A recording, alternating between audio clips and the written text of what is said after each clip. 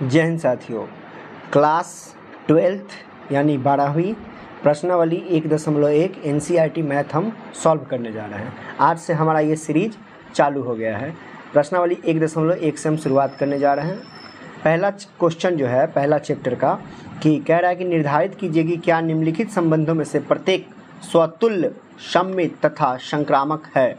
ठीक है, पहला समुच्चय हम बता दिए हुए हैं। पहला क्वेश्चन में समुच्चय अगर नहीं बताए तो कोई दिक्कत नहीं, ये क्वेश्चन से यहाँ से हम समझ जाएंगे।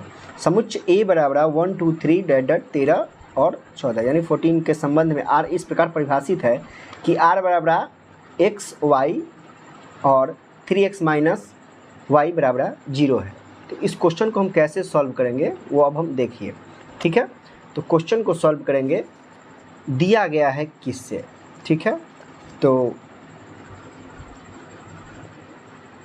दिया है A बराबर 1 2 और ये 13 से 14 तक। ठीक है, ये हमारा दिया गया है और R हमारा दिया है x और y। ठीक, और ये 3x माइनस y बराबर क्या है, 0 है। ठीक, तो हम देखेंगे कि कैसे इस क्वेश्चन का जो निकलेगा R निकलेगा या समतुल्य संबंध है। ठीक है, तो यहाँ पे 2 हम ले लेते हैं, मान लेते हैं 2 है और ये दिया गया है 3x माइनस वाई बराबर 0। 2 भाग में एक x को मानते हैं और एक y होता है। ठीक है, तो इसको अगर हम सॉल्व करेंगे 3x माइनस वाई, अगर हम यहाँ पे y को उधर जाने दें तो क्या हो जाएगा, 3x बराबर y, 3x माइनस वाई बराबर 0, y को उधर जाने दिए 3x बराबर क्या है, y। ठीक है, यहाँ a हमारा क्या वैल्यू पुट करना है, a। तो पहला अगर मान लीजिए कि हम 1 ले लेते हैं, x हम अगर 1 ले लेते हैं तो y क्या हो जाएगा, x यहाँ रखेंगे तो 3 गुने 1 क्या हो जाएगा, 3 हो जाएगा। क्या हो जाएगा, 3। अगर यहाँ हम 2 लेते हैं तो 3 2 क्या हो जाएगा, 6, 3 दूना 6। अगर यहाँ 3 ले लेते हैं तो 3 तिहाई 9। ठीक है, अगर यहाँ 4, क्योंकि 1 से लेके बढ़ना है, 4 ले लेते हैं तो 4 तिहाई 12 हमारा हो जाएगा। ठीक है, अब अगर हम 5 लेते हैं तो 5 तिहाई ये 15 हो जाएगा, जो नहीं होगा। यहाँ 15 नहीं दिया है तो इससे हम ज़्यादा नहीं ले सकते हैं। तो 1 लिए तो 3 प्राप्त हुआ, 2 लिए तो 6, 3 लिए तो 9 और 4 लिए तो कितना हो गया, 12 हो गया। तो प्रश्नानुसार चलेंगे अब। तो प्रश्नानुसार क्या कह रहा है, तो प्रश्नानुसार R जो हम माने हैं R, तो R हमको क्या प्राप्त, 1 माने हैं तो 3 प्राप्त हुआ, 1 3 2 6 3 9 और 4 12, यही हमको मिला है। ठीक है, तो समतुल्य संबंध क्या कहता है, समतुल्य संबंध निकालेंगे। समतुल्य क्या निकालेंगे, संबंध निकालेंगे। समतुल्य संबंध कहता है कि जो मान लीजिए हम 1 है तो ये भी हमारा क्या रहना चाहिए, 1 ही रहना चाहिए। ये 1 है तो ये भी 1 रहना। तो ऐसा आया है क्या, 1 1 आया है क्या, नहीं आया है। तो ये हमारा R के बराबर नहीं है। आगे हम बढ़ेंगे, अगर 2 लेना है तो 2 ही आना चाहिए, जबकि 2 लिए हैं तो 6 आया है, 3 लिए तो 9, 4 है तो ये समतुल्य संबंध नहीं है। अगला क्वेश्चन में कह रहा था कि सममित क्या होता है। ठीक है, और यहाँ पर लिख देंगे हम अर्थात यह समतुल्य संबंध नहीं है, संबंध नहीं है। ठीक है, अगला जो दूसरा पॉइंट हमारा कह रहा है, दूसरा वो कह रहा है कि सममित। ठीक है, सममित क्या होता है तो जानेंगे। सममित संबंध। ठीक है, तो सममित संबंध जैसे कि 1, ठीक है, 1 और 3 है, यहाँ पे क्या है, 1 और 3 निकला है, 1 और 3 निकला है। ये हमारा, ये इसके किसके बराबर है, R के बराबर है। ठीक है, फिर क्या 1 अगर 3 है तो 3 के साथ कहीं भी 1 दिखाई दे रहा है, नहीं, 3 के साथ क्या है, 9 है। तो सममित संबंध 1 3 है तो ये R के बराबर हो गया। लेकिन क्या सममित संबंध में 1 3 है तो 3 के साथ भी 1 होना चाहिए। तो यहाँ देखिए 3 के साथ 1 है, नहीं, 3 के साथ 9 है। तो 3 के साथ 1 नहीं आएगा, तो नहीं आएगा, तो ये इसके बराबर नहीं है, यानी r के बराबर नहीं है। तो r सममित नहीं है, हम लिख सकते हैं r सममित नहीं है, सममित नहीं है। ठीक है, r सममित नहीं है। अब हमारा लास्ट जो बच गया है इस क्वेश्चन में, संक्रामक। क्या बच गया है? 3 चीज़ निकालना है हमको।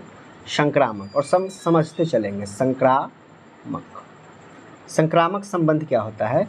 तो संक्रामक संबंध जैसे यहाँ पे दे देते हैं, जैसे संक्रामक संबंध आप ऐसे समझिए, जैसे A से जो रिलेशन होगा B का, और B से जो होगा C का होगा, और इनडायरेक्टली रूप से A और C का रिलेशन होगा, यानी A से B का, B से C का, और फिर A से C का हो जाएगा। जिस प्रकार हम देख पा रहे हैं कि ये हमारा क्या निकला है, 1 3, तो यहाँ हम 1 3 लिख दिए। ठीक है, 1 3 जो है ये बराबर है किसके? r के। ठीक, उसके बाद दूसरा पॉइंट हम देखिए, 2 और 6 आया है यहाँ पे। कितना आया है? 2 और 6, यानी 3 और 9 कर सकते हैं यहाँ पे। ठीक है, 2 और 6 आया है। तो बी संबंध हम 1 से 3 और 3 से क्या है, 9 ले लेंगे। तो 3 से क्या ले लिए? 9, 3 9, ये बराबर है क्या? r के।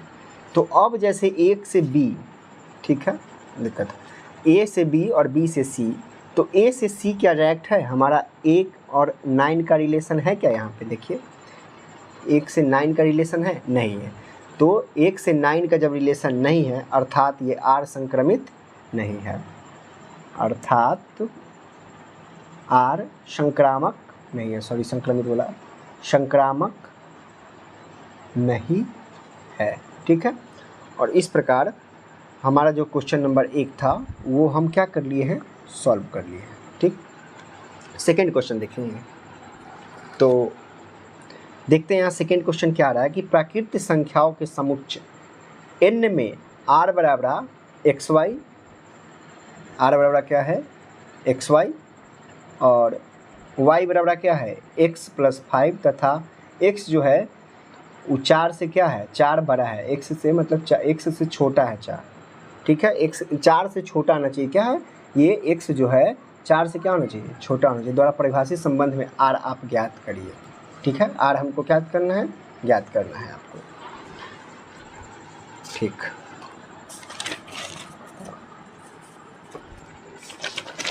तो अब ठीक है, दिया हुआ जैसे यहाँ पे अब मान दिया हुआ है कि समुच्चय A दूसरा है समुच्चय, ठीक है, समुच्चय A बराबर क्या है? n है। A बराबर क्या है? n है, और n एक क्या है? प्राकृतिक संख्या। n क्या है? प्राकृतिक संख्या। n हमारा क्या? प्राकृतिक संख्या। तो n जब प्राकृतिक संख्या लेंगे तो ये हमारा प्राकृतिक 1 2 3 बढ़ता जाएगा। ठीक है, जिसमें दिया गया है, क्वेश्चन में दिया गया है कि r बराबर, आप यहाँ कहाँ है, r बराबर xy और y बराबर x + 5, जहाँ पे x जो है बड़ा नहीं होना चाहिए किससे? 4 से। ठीक है, तो r जो है xy है, ठीक, और y बराबर क्या है? x + 5 है। ठीक है, वह x जो है लेस देन किससे है? 4 से, 4 से। तो फिर हम ये देखेंगे कि क्या करना है। ठीक है, तो जैसे हम 1 मानेंगे अगर x को, तो y हमारा क्या हो जाएगा? 6 हो जाएगा। 1 यहाँ रखेंगे तो यहाँ क्या हो जाएगा? 6 हो जाएगा। अगर इसको 2 मानेंगे तो ये 5 2 क्या हो जाएगा? 7 हो जाएगा। अगर 3 मानेंगे तो यह हमारा 8 हो जाएगा। ये इसी प्रकार से बढ़ता चला जाएगा। ठीक है, अर्थात कह सकते हैं हम, अर्थात ये हमारा क्या? 1 माने तो 6 आया है, ठीक, r बराबर 1 6 आया है, 2 लिए हैं तो 7 आया है, और 3 लिए हैं तो कितना आया है? 8 आया है। ठीक है, कोई दिक्कत नहीं है, इस समीकरण आप 1 मान सकते हैं इसको। अब यहाँ से हम समतुल्य निकालेंगे। पहला हमारा क्या है? निकलेगा समतुल्य। ठीक, समतुल्य, समतुल्य यानी कि 1 1 रहना चाहिए, 2 2 रहना चाहिए, जो हमारा नहीं आ रहा है। 1 लिए हैं तो 6 आया है, 2 लिए हैं तो 7 लिए, 3 लिए तो 8, तो ये हमारा r के बराबर नहीं होगा। ठीक है, आगे भी निकालेंगे तो वो नहीं है, अर्थात R समतुल्य नहीं है, अर्थात R समतुल्य नहीं है। ठीक है, R समतुल्य नहीं है। अब हम सममित की तरफ बढ़ेंगे, तो अब आपको समझ में आ रहा होगा सममित। सममित क्या होता है? तो सममित हम एक 6 निकालें, ये R है। ठीक है, क्या 6 1 है? रिपीट होके यहाँ पे 6 1 आया है, देख लीजिए, आप देख सकते हैं 6 1 कहीं दिखाई दे रहा है आपको? 1 6 है लेकिन 6 1 है नहीं, 8 तक गया, तो ये नहीं आ रहा है, यानी ये बराबर नहीं है।